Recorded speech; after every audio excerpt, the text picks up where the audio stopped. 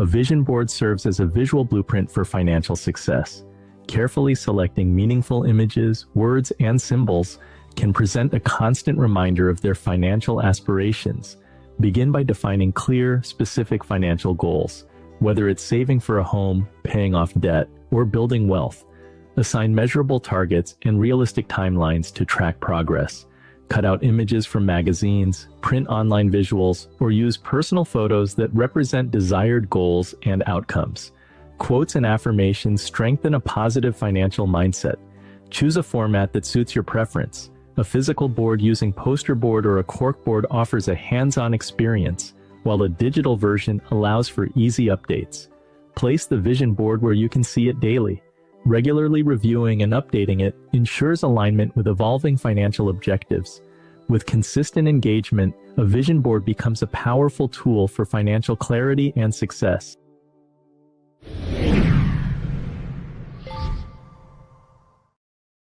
If we can just quickly go around the panel, what are the essential elements every financial vision board should include? John? Love it. So instead of talking about it, maybe I can show you. So on my desk, I have something called John Assaraf's Exceptional Life Blueprint. And in it, you'll see I have family pictures just to connect me to some of the important things in my life.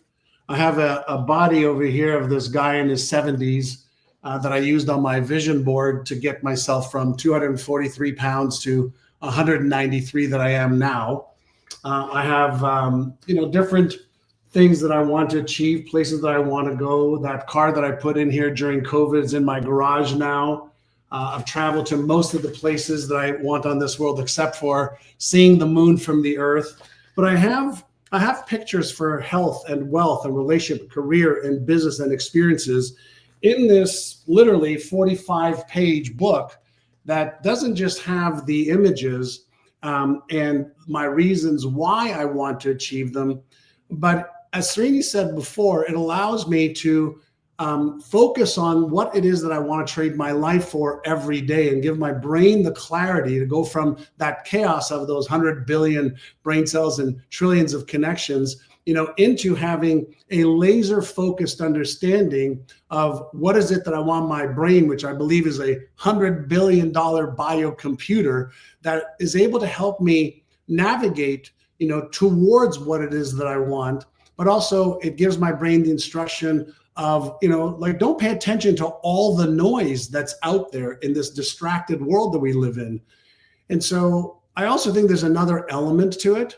And we're talking about the physicalness of all of this, create a vision board and create your goals. But we're all part of something so much bigger, if we are made up of energy, and thoughts produce some energy and emotions produce some energy. My behavior produces some energy, and I'm in this field of intelligence and energy. Is it possible that somehow when I am focused, that I am tapping into the wave functions of a greater reality? I believe it is true.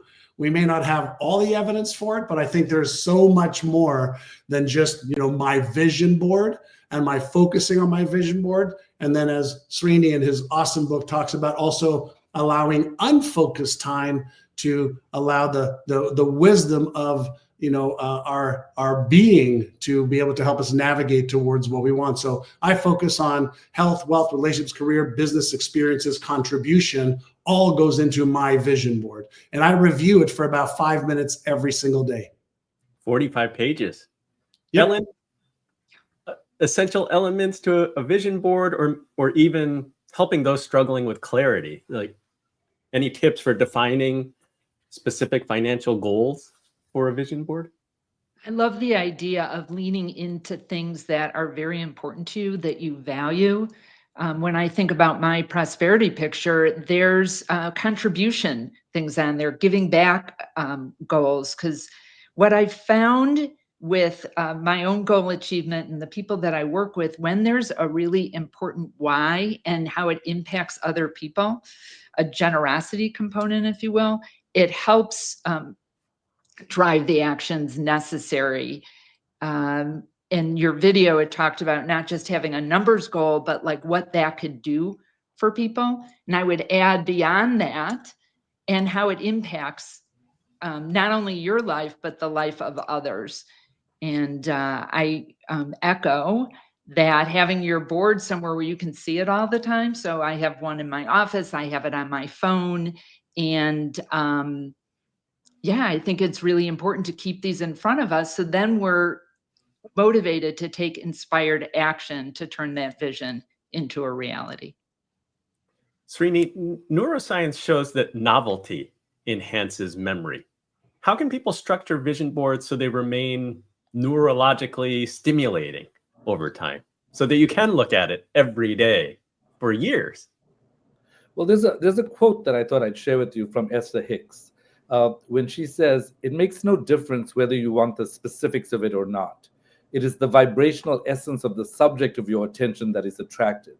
That which you really, really want, you get. And that which you really, really do not want, you get." And I think what this quote teaches us is that to put together some of what both of the previous speakers have spoken about is there's the vibrational essence of the board needs to feel exciting to you.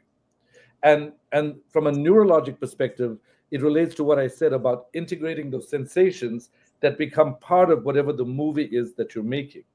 If you integrate those sensations because the vibrational energy is good to you, it matters. For example, one person's idea of wealth may be to live in a beautiful mansion and to fly privately. And that's it. Someone else who thinks about their wealth may be thinking about the freedom of their kids. So choose what feels relevant to you, because in the brain, relevance actually matters. And you also want to keep your motivation high when you're interacting with your vision board. And if you look at some of the neurological theories around motivation, one of the key factors is autonomy. And so feeling like there's a vibrational essence and like you have an independent relationship with this vision can actually turn this image on. There's another quote which I thought I'd share with you, which also relates to something that John talked about, and I think something that Ellen talked about as well, from Maxwell Maltz, which is that a human being always acts and feels and performs in accordance with what he imagines to be true about himself and his environment. For imagination sets the goal picture, which our automatic mechanisms work on. We act or fail to act, not because of will, as it is so commonly believed, but because of imagination. Now, what this relates to is, in order to be wealthier, you actually have to have the ability to think like a wealthy person. And to do that, a lot of people still remain poorer, but try to think try to think about the wealth they want. So there's a concept that I labeled called psychological Halloweenism, which essentially is based on a study that showed that if you take the same person and you ask them to solve a creative problem, if they think of themselves as a rigid librarian, they are statistically significantly less likely to solve that problem than if they solve it as an eccentric poet. Because in one state, as the rigid librarian, their creative processes are not kicked off. In the other state, as someone who's an eccentric poet, they suddenly have the permission to reach their goals. So on a vision board, I think it's really important to have things that align with who you are and to allow yourself to elevate from your current position into the position of the person you're imagining. Paradoxically, it's not about waiting until you become that person. You become that person now, and then you act like that person, and you realize what that person would realize. John, I've heard you talk about you have to choose the identity that you need to be to achieve the things that you've set as your goals on your vision board. Can you talk a little bit about how do you structure your exceptional life blueprint that you showed us? Sure. How do you engage both the conscious and the subconscious mind? Yeah, so a couple things that I want to mention as well that's important on a vision board is inside my vision board is also inclusive of an accomplished board. So I put images and or things that I've already achieved so that when I'm actually looking at my vision board, I remind myself of who I was before I achieved them, to give myself the self-confidence, self-image, an identity of a achiever, a goal achiever. So I remind myself, before I had those images up there, before I had those goals, I didn't have maybe the knowledge, the skills, the self-belief to achieve those goals. But I metamorphosized into the type of person that was able to achieve those goals.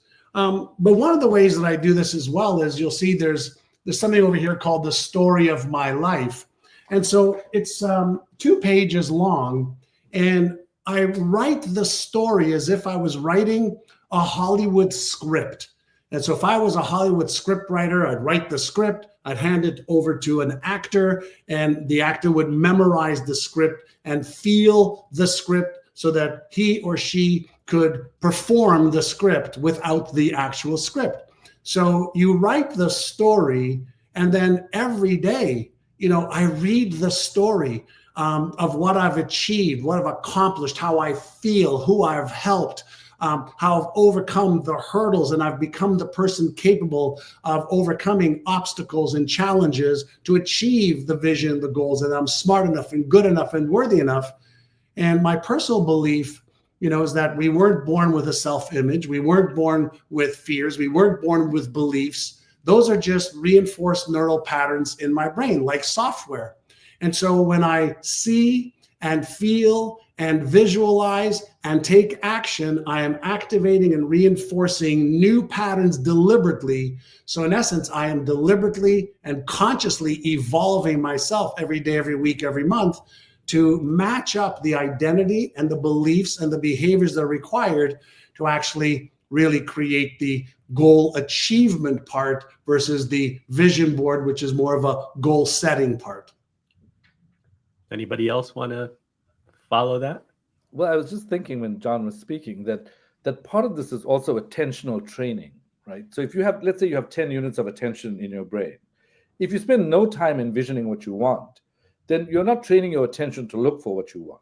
Whereas when you actually start to think, well, this is my vision board, and even if every day you spend 5 minutes, you're training your attention to look for that. And many times in life, we miss out on opportunities, and we miss out on financial opportunities because we don't see them. And so what a vision board does is it reminds you to notice what you want. Ellen, that's the beauty or the value of having a financial plan too, right? It's keeping a longer term view so that you're not distracted by your day-to-day life getting in the way. Well, and I love coupling a solid financial plan with a vision board because it adds the juiciness to it. And I find that most of the time, some people are super motivated by the numbers and the charts and the graphs, but often they don't even make sense to people. And when you can have images behind it, your why, what drives you, and as Srini said, like to have that focus be there, it adds more excitement, more meaning, and frankly, a lot more fun because financial planning can be boring for some people. And it adds some juiciness to the whole process that I think will help people move their goals ahead much more quickly. In your experience, is this something for a more visual learner versus the person who just likes numbers? Or have you found that most people should try this practice? I think it taps into a part of us that if we're only thinking about the numbers part, gets lost. I remember doing a workshop soon after Picture Your Prosperity came out, and there was someone in the audience who said, I've only been thinking about retirement, what I need to do to get there. It didn't occur to me why or what I was going to do afterwards. So I think that having these visions, these images, moves people ahead in a much more meaningful way. And I also believe that it can help them communicate with their advisors. I believe people should have financial advisors to help them get where they want to go. And it makes the conversation a lot more meaningful and customized. And most advisors say we customize financial plans for our clients, but truly, if you were able to share a vision board with an advisor, it would be so helpful. And I think back about a client who, when I was working with individuals doing planning, she came in and said, I really want to be retired at age 54. And she was 50 and with not even close to enough money. And I didn't want to throw her goal out, because I believe that, when we can envision things and have a positive outlook, it could be helpful. And what happened over the next 4 years, look, her tactical financial plan, there was no way she was going to do it. She'd have to save $300,000 a year, and she didn't make close to that. She ended up inheriting money she didn't expect to inherit.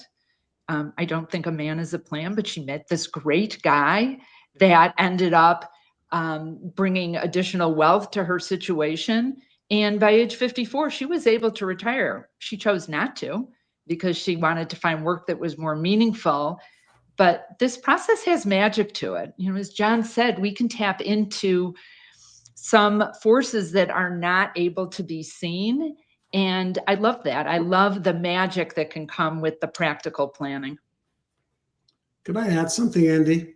Please. If we look at the mechanics, right? The neuromechanics, as I like to call it. So a vision board gives you like the what, the bullseye, no differently than when you're in an airplane leaving from one city to another, there's a destination. So the vision board gives you kind of like the destination of here's what I would like to be, here's what I'd like to do. The thing that Ellen said, around why, right, gives you the emotional capital to get going. The financial planning, if we think about, is there more than enough money in the world? Of course there is. There's more than enough for everybody, but we have to know, how are you going to achieve it? So we want to know the what, we want to know the why, we need to know the how, because our brain wants to know what, why, how. We need to know when, like when would you like to arrive there? And then if we say, okay, what tools and resources can we use to make that a reality? Now we're giving our brain the picture of what we want, the emotional capital we need, the step-by-step direction. And not a lot of people, understand financial planning. Not a lot of people understand the numbers. Not a lot of people understand, how to create a strategic, plan that's a linear strategy. And so our brain needs that, or if we don't have that, then we have doubt, fear, worry, uncertainty. And that means that we're not going to take the actions required to actually move forward. And so we want to almost like, when a rocket ship's about to take off, it's like they do these checks and they go check, check, check, check. And now we can have the ability to take off. Our brain does the exact same thing. If all systems are not go, we're in a state of stress and fear. And a stressed and fearful brain that's not trained will not take action. Thank you for that. That is the perfect segue to the next segment, overcoming limiting beliefs.